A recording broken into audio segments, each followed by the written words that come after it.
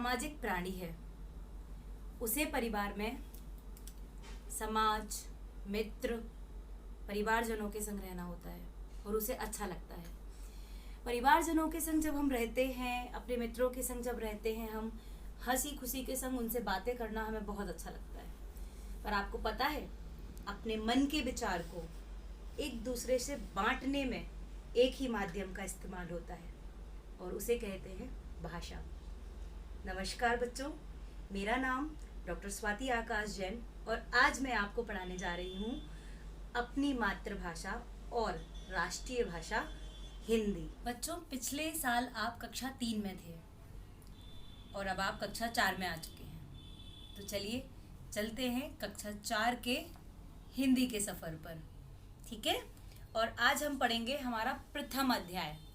पता है, जीवन की शुरुआत खुशियों से हो और हर दिन खुशियों से हो, ऐसा हर व्यक्ति चाहता है, आप भी। इसलिए आज हमारा पहला अध्याय भी इसी से कुछ संबंधित रखता है। जैसे खुशियाँ बांटें सारे जग को। आज हम शुरू कर रहे हैं हमारे हिंदी का प्रथम अध्याय, जिसका नाम है खुशियाँ बांटें सारे जग को, ठीक है। मैं एक कविता पढ़ूंगी, आप उसे ध्यान से। देखो सूरज नित्य नियम से किरणों से नहलाता है और चांद भी नील गगन से शीतलता पहुंचाता है। नदियां भी इटलाकर कहती, चाहे पी लो जितना पानी, और बांटती धरती माता हरे खेत को चूनर धानी। कुहू कुहू की तान सुरीली कोयल रोज सुनाती है, करलव करने चिड़िया रानी बिन सारे आ जाती है। अंधकार को दूर भगाकर कर देता दीपक उजियारा, फूल लुटाकर अपनी खुशबू महका देते उपवन सारा।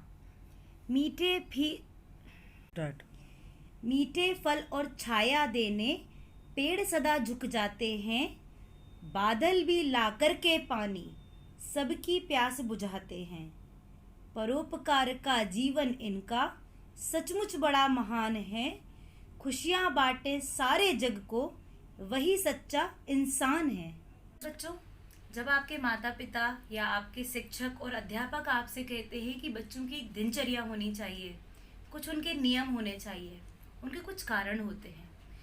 यह प्रकृति हमें इतना कुछ देती है, वो भी नियम और दिनचर्या के अनुसार अपने कुछ निर्धारित नियमों से चलती है। सूर्य को हमेशा दिन में और चंद्रमा को हमेशा रात में ही निकलना होता है। हमें कुछ ना कुछ देते हैं, चलिए जानते हैं क्या। देखो सूरज नित्य नियम से किरणों से नहलाता है, यानी सूर्य प्रतिदिन अपने समय से रोज निकलता है, नित्य नियम से निकलते हैं और यह प्रकृति हमें सूरज के रूप में किरणें देता है। और चांद भी, यानी चांद जो नीले गगन में रात्रि के समय होता है, वो हमें ठंडक यानी शीतलता पहुंचाता है। नदियाँ, जितनी भी नदियाँ बह रही हैं, वो बहुत अच्छे से, उनको कभी आपका पानी पीना बुरा नहीं लग सकता, बल्कि वो इठलाकर कहती हैं कि आप मेरी नदी का कितना भी पानी पी लो, है ना। और बांटती धरती माता हरे खेत को चूनर धानी। या बच्चों, कभी कभी देखा है ना, जब हमारे खेत हरे भरे हो जाते हैं तो कभी कभी ऐसा लगता है ना कि उनको हरे रंग की, हल्के हरे रंग की चुनरिया उड़ा दी हो। बिल्कुल वैसे ही हमारे खेत बहुत बहुत अच्छे से लहलहाकर हमें बहुत सारा धन धान्य देते हैं, ठीक। कुहू कुहू की तान सुरीली कोयल रोज सुनाती है। जब हमारी कोयल बोलती है सुबह सुबह तो कितनी प्यारी और मधुर आवाज़ आती है ना, कुहू कुहू की। वैसे ही करलव करने चिड़िया रानी भिन सारे आ जाती हैं। आप कभी अगर प्रातः काल में उठेंगे तो देखिएगा, बहुत सारी चिड़िया एक साथ अपने घर से और अपने घोंसले से निकलती हैं बहुत सुबह सुबह। तो बच्चों, ये जो नियम हैं, ये प्रकृति ने कुछ पक्के करके रखे हैं कि इनके काम यही होंगे। तो आपको कोयल को बताना नहीं होता कि उसकी आवाज़ कुहू कुहू होगी, या चिड़िया को नहीं बताना होता कि उसे भिनसारे आ जाना है, या नदी को नहीं बताना होता है कि उसे पानी भी पिलाना है, और ना ही हमारे खेत को बताना होता है कि उसे हल्के हरे रंग का लगना है। सूरज भी नित्य नियम से आता है और चांद भी, सतीश उपाध्याय जी की खुशियाँ बांटे सारे जग को कविता को हमने पढ़ लिया है। अब आपका काम है, आपको अपनी फेयर कॉपी यानी उत्तर पुस्तिका में प्रथम पेज पर जाकर इस पूरी कविता को अपनी सुंदर लिखावट में लिखना है। अब इस कविता के कुछ कठिन शब्द जो इस कविता में आए थे उनको मैं आपको समझाती हूँ कि क्या समझना है शब्द अर्थ के रूप में। सबसे पहले नित्य। नित्य मतलब प्रतिदिन, हर रोज। शीतलता। शीतलता का अर्थ ठंडक। इठलाना यानी गर्व दिखलाना। चूनर यानी चुनरी। धानी मतलब हल्का हरा रंग। कलरव यानी चिड़ियों का स्वर। भिनसारे यानी सुबह सुबह। उजियारा यानी उजाला। परोपकार यानी दूसरों का भला। डाट।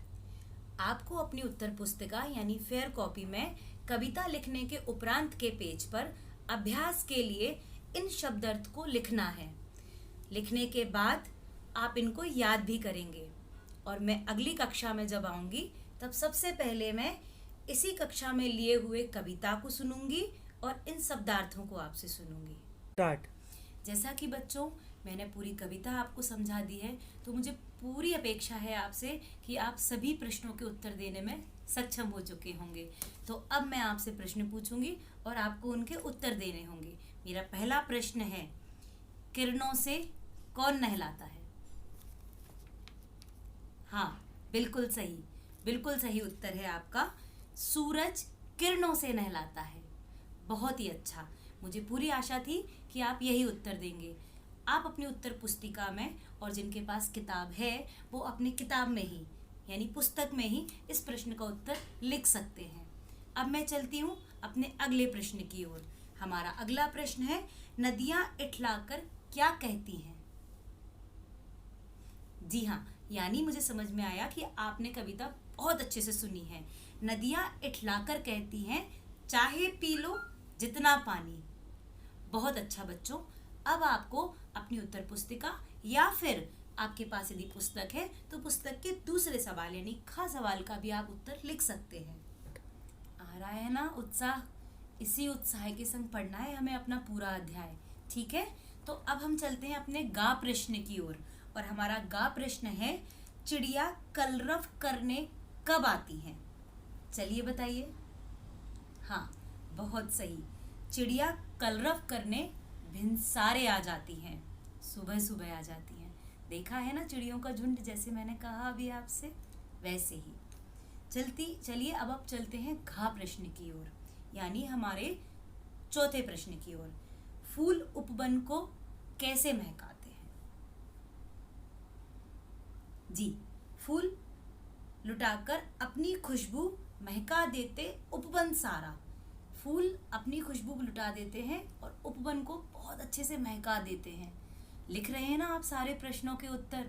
आपको अपनी पुस्तक और जिनके पास पुस्तक नहीं है उन्हें अपनी उत्तर पुस्तिका में ये सब लिखना होगा। चलिए चलते हैं अपने अंतिम और डा प्रश्न की ओर। सच्चा इंसान कौन है? वही जो मैं चाहती हूँ कि आप सब बने, यानी जो इंसान खुशियाँ बांटे सारे जग को, वही सच्चा इंसान है। तो मुझे आशा है आप सभी ने अपनी पुस्तक और उत्तर पुस्तिका में इन सारे प्रश्नों के उत्तर लिख लिए होंगे। डाट। बच्चों, हमने पूरी कविता पढ़ी, कविता का आशय जाना, हमने बहुत जल्दी जल्दी उसके शब्दों के अर्थों को समझ लिया और प्रश्नों के उत्तर भी दे दिए। चलिए करते हैं एक छोटा सा खेल, खेलते हैं आपके संग। मैं यहाँ से सवाल करूंगी और आपको वहीं बैठे बैठे बहुत जल्दी आंसर देना है। और किसको? आपके पास अगर मम्मी पापा बैठे हैं तो उनको, नहीं तो खुद को, स्वयं को, ठीक है? मेरे सवाल जवाब आपके, तुरंत तुरंत, कोई चीटिंग नहीं होनी चाहिए, ठीक है?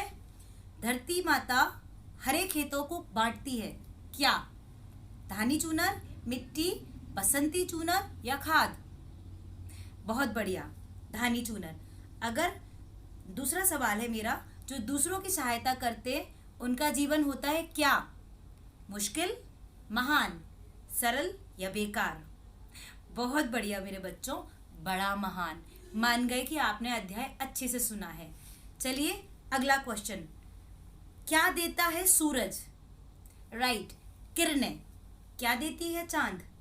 शीतलता। धरती? हाँ जी, धानी चूनर। और बादल? बिल्कुल, पानी। पेड़? फल। और माँ? इसका उत्तर आप खुद लिखेंगे, ठीक है बच्चों? Start.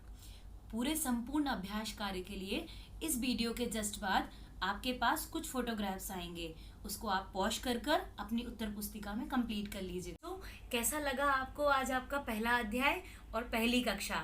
मुझे पूरी आशा है कि आप सभी लोगों ने बहुत मनोरंजन और बहुत उत्साह के साथ पूरा पाठ याद करने का ठान लिया होगा, और अगली कक्षा में मैं पूछूंगी ज़रूर, इसलिए बहुत ध्यान से पूरा कार्य को आपको कंप्लीट करके मुझे सैटरडे को आपको पोस्ट करना है, ठीक है?